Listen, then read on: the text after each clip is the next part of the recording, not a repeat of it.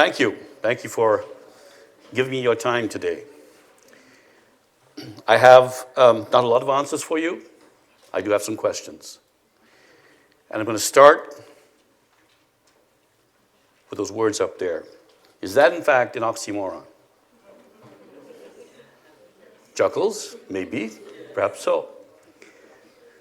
Is it possible that those two things can actually coexist in a statement? Yeah? So I can tell you how I got to that myself. We start by a few years earlier, starting my business back in the mid-'80s. And when we started the business, one of our principles were that we would ensure that we engaged all three sectors at the same time, the private sector, the not-for-profit or NGO sector, and government, because we had a belief about why those three sectors were important parts of the economy. It was a hedge for us because, of course, the vagaries of one sector and another, it was about business and having business continue to be consistent. But there was another underlying principle, and that was that we truly believed in the three-legged stool, that those three parts are equal partners in our economy. And if any one of those legs of the stool were weakened or fell off, that stool was going to topple. Okay? So let me illustrate that. Let me create a scenario using the railway. The tracks. Government and the government institutions, they create infrastructure. They create the tracks. They make the rules. The things that allow engines and the trains to go somewhere that they need to go to. And business, of course, prides themselves in being the engine that could. Chug-a-chug, right? We're going to drive business through. We're going to take them where they need to go. Maybe not to the tracks that don't go, the places we don't want to go, but nonetheless, we are the engine. We take the track forward. Then there are all those carriages in the back. We forget about them half the time. The carriages and the people in them that make up the third, our poor third cousin sector, the NGO sector, who, in my view, are equal partners in this economy, and without them being healthy, because they are the sector that, in fact, keep us healthy, to take care of our needs, our social service needs, our healthcare needs, all the things that make us whole, without which engines could run around the tracks all they wanted, with no one to pull around.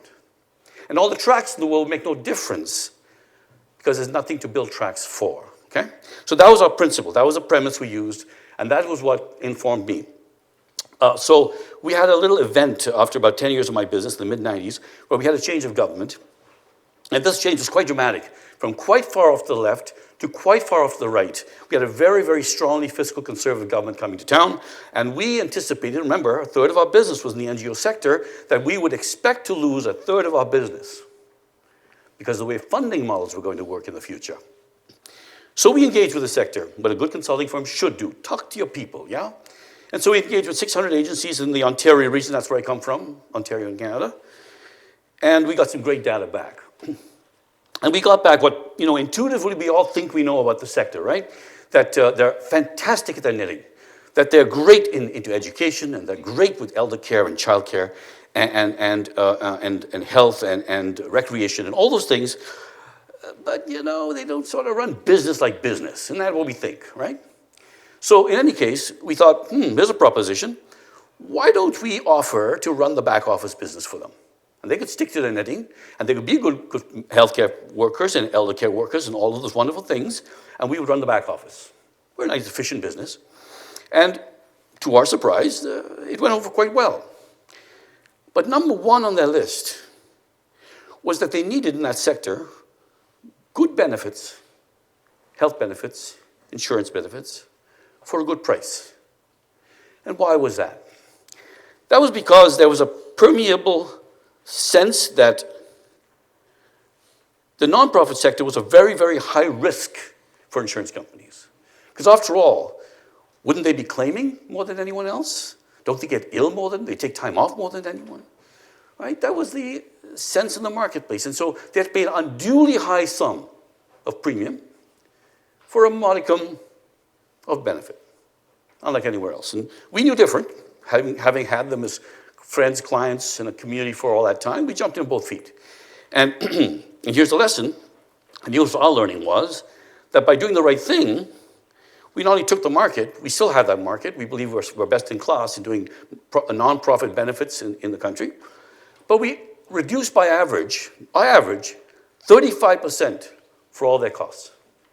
35%. Now, Record was an agency that we brought down by 53%.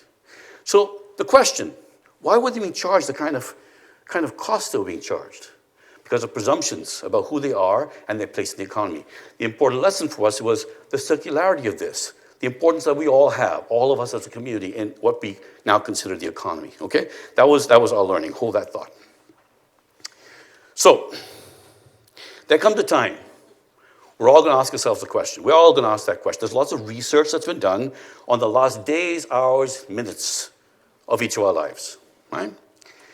And apart from, the regret questions we get, good regret, bad regret, I coulda, shoulda, whatever, there's one thing that seems common through all the research.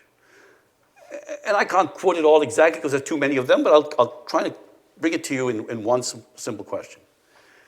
How do I feel about who I have been through my life? What is my legacy? Why this is important is because this question, for each of us, is our moral compass. That's our moral compass. Not a good time to get the wrong answer, no? Right? You don't have a lot of time to recover. But let me ask you this now, today. Check it. Test yourself. Go home and think about this question. How would you answer this question today? Knowing you've got time. And how would this affect the way you engage with people on a personal level or in your business? And why would that matter to you? Okay? Take that with you, take that home. That's just a question, all right? No judgments here. And I'm not mentioning any names today. We'll have a couple of examples we'll use with no names, all right? So, that's the question. So what is this? We're not here to do a dissertation on traditional concepts of economics. That's not what we're here for. You all know that stuff. I am here to say, however, those three are all very similar. I'll use the first one. The condition of a regional group as regards material prosperity. It's a reasonable, statement about what an economy is, yeah? But what's important about those three statements, they all talk about community. They all actually talk about prosperity not in the singular, but in the plural. Because this is not about any one of us making a profit. This is about all of us profiting together in some way, yeah? So I just want to keep that concept in mind too, that we are talking about communities here and how important communities are in the context of what we're going to talk about for the next few minutes. So we've done that. Let's now define what profit is. Positive net gain, period. A positive net gain. Whatever the transaction or transactions are, the personal, social, business, we're going to define it as simply a positive net gain from anything we do in our social context. We often have the opportunity to profit in the exchange we have with people, in the way we share information with people. I get from you, you get from me, in the way we share about our lives together. It's profit. Let's think about this as something that we all have. It's not just cash and kind, okay? All right, so I'm going to ask a bunch of questions now. Before I get to the ones on the board, I have a few others for you. So, you've all had this experience. You're in a lineup, bank, store, theater, someplace, and you all wait patiently for your turn, and somebody wanders up the line and cuts it. Okay? Happens a lot. Happens on the highways. All the cars are lined up. It's rush hour. Someone comes up the side and cuts in. Something about the me first thing that's going on there, right? But I want to suggest it's something even more important than that. It's about someone's moral compass. But what matters to them? But who they see themselves as in the context of all their fellow human beings. Why they're more important. Keep that in mind, okay? So, I'm not talking about the person who comes running up the line when you're all standing in line at security going into the airport, and someone comes up and they're all at thither, and you say, what's up? And they say, my plane's leaving in 10 minutes, and I'm late. What do we all do? Please, go ahead. There's an engagement there. We actually did a transaction there. We actually did business. Where they gave me some information. I gave them some information back, or you did, or you did. And we concluded between us there was a good transaction here that benefited us both. It did. They got their plane on time, and I got to feel good. That's okay too. That's profit, right? That's life, okay? So what about paying an unfair wage? What about child labor? What about paying pennies to some kid, 4 cents on the dollar, to break bricks? Moral? Not. What about indentured servitude? And it still goes on. It still goes on in many parts of the world where people without means are indentured to people with means. Right? Often for far less than they're worth. But they have no way out. The contract says so. Moral? Not. Let's take it another step further. Can we talk about slavery? There's an anti-slavery organization in Australia, no names I've said today, who just did research in 2016 stats. There are, at that point, 46 million people today, well, 2016 could be worse now, living in slavery around the world. Hasn't gone away. 46 million people. Okay? How do you deal with that? But let's go back a second. Let's go back to a place we're more familiar with, United States of America. I did say I was going to mention names, but it's not a name. I visited a plantation not so long ago in the southern states. I'm in the business. This was a shock to me. One plantation, 4,000 slaves. It's unimaginable to me. I thought dozens, a couple of hundred, 4,000. And I started thinking about this. So slavery created wealth. Yeah?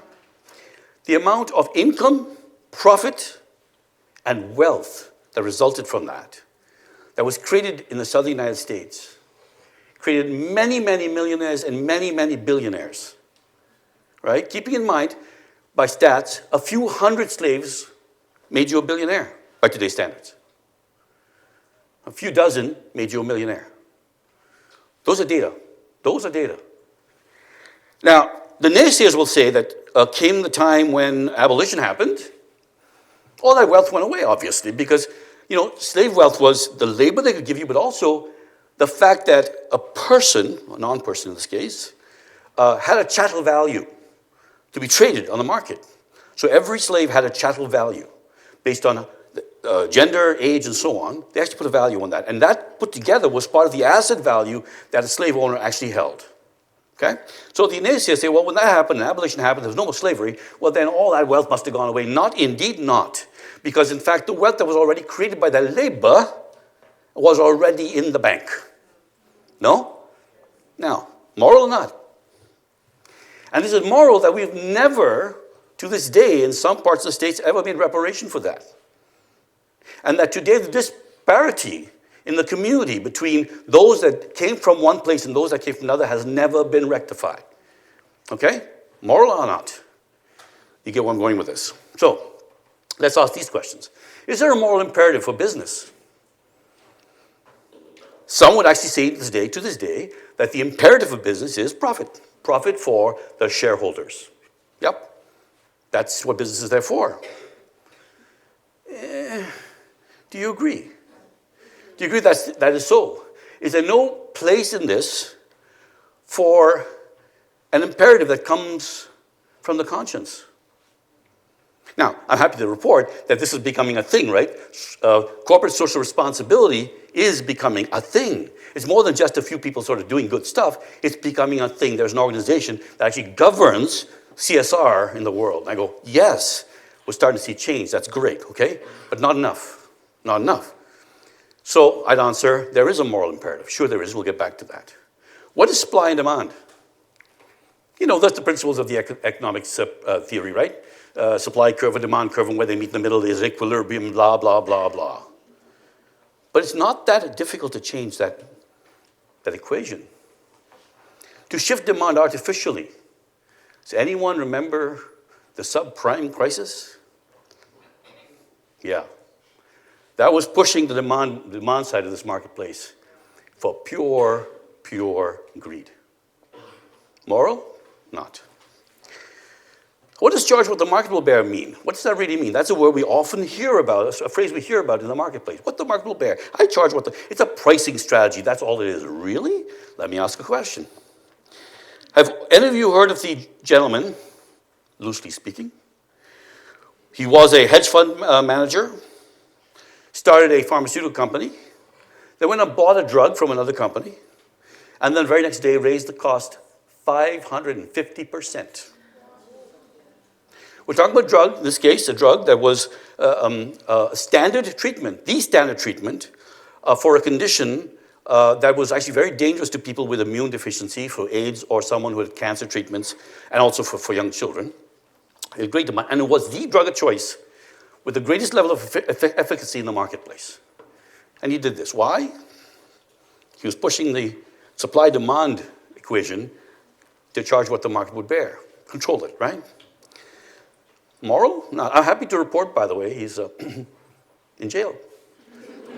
Not for this, by the way. Not for this. For something entirely different, for fraud. But this, he was not alone. There are several, in fact, too many to count, examples of this exact thing happening. Now, this drug, of course, started at $1, and then in the 60 years it was in existence, it went to about $13.50, and he took it from $13.50 to $750 in one day. Okay? So what does it really mean? What does voluntary exchange mean? So let me ask you another question. Sorry. Let me just bear with me if you don't mind. Can you imagine I have this little box in my hand? It's called Box X, okay? Can you see it? Box X. Now, Box X is a really important box. It's a lifesaver. And you need it. You, no one else. You need it. But everybody in this room wants it. Well, this is a community, okay? We're a closed community, nowhere else to go. They all want it. Why do they want it? But you need it. It's going to save your life, but they want it. Think back 3 seconds ago. Why? Okay, so here's the deal. This Box X, I built for $5. And everybody's coming around. It's a free market, isn't it? And they're offering me $20, $30 for my $5 box X. Why? Because they know they can turn around and sell it to somebody who really, really needs it for $100. So what's my call? What's my responsibility? What do I ought to do here? How about, it's a question, I engage with you. And I say, here's the thing. I have Box X and you need it. They all want it. We don't let them have it, but you want it. You need it, brother. And so here's the deal. It's $5. Full declaration, by the way. That's a precept in the notion, my notion of moral profit. It's a precept. Full declaration. I built it for $5. They're going to pay me 20, 25 even. But they're going to sell it for 100. So can we talk about what's really going to happen here? I need this to get in your hands. You need it in your hands too. What's a fair deal for us to make? And we come to an agreement between us directly. And maybe it's 15. Okay? Does anyone think that 300% profit is a good enough deal? I think so. Okay? So I made 300% on this thing. I'm good. But you're not paying 100. You're paying 15. Are you good? If you're good, you're good. We made a deal. What's the moral thing to do? Yes? What's the moral thing to do? And so what is voluntary exchange? What we just did. Voluntary exchange is what we just did. Two of us get to a transaction together, and the purpose of this transaction isn't that we will voluntarily engage in the transaction itself, it's that we will do so with an outcome that we both expect to be positive for us both. That's the definition, of my view, of what voluntary exchange is. Okay, and finally, how is wealth created? Is wealth created by the entrepreneur who takes the risk, has the idea, the investor who puts the money on the line without whom the entrepreneur could not have got it off the ground? Or is it the laborer whose skill, talent, and labor hours that made the widgets that the entrepreneur conceived of that actually made it all happen? Or the consumer who bought into it? Who created wealth? There are many who argue the first or the second, or the first and the second. Very few will argue all four. We're here to say today, all four. This is a community. Okay? So these are all the precepts that come together, in my view, to strike up what we call moral profit. So, there is a moral imperative. What is the moral imperative? I know it's a very oft-used word, but I'm going to use it nonetheless. Sustainability. But why do you use that word? Sustainability for the business, clearly, for the community. right? So